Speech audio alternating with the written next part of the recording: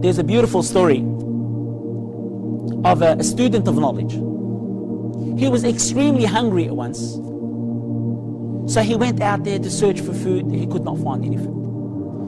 He asked people. People did not give him any food, unfortunately.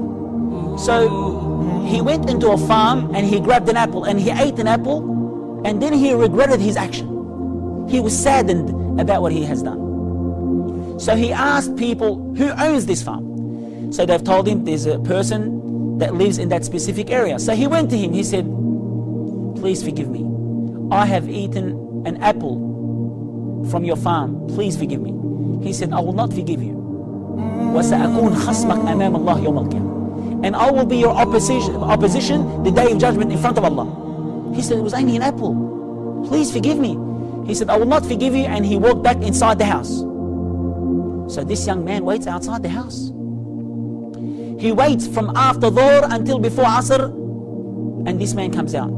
He said, I beg you to forgive me. He said, I'm willing to become a laborer. I am willing to work for you. Just forgive me for that apple. He said, okay, I'll forgive you on one condition. He said, what is it? He said, that you marry my daughter. And he was overwhelmed. He was very happy. He said, but she has few problems. She's deaf, dumb, blind, and disabled. He said, what? He said, I will never forgive you until you marry her. He said, I will never forgive you until you marry her. And they have set a certain date for this young man to come. So he came dragging his legs along because he's saddened. He's upset that he's going to marry someone that he's going to be looking after for the rest of his life. So he walks inside the house. He sees a beautiful girl.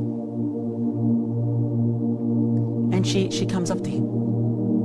And he's just astonished. He's amazed. He's surprised. And he's looking at her.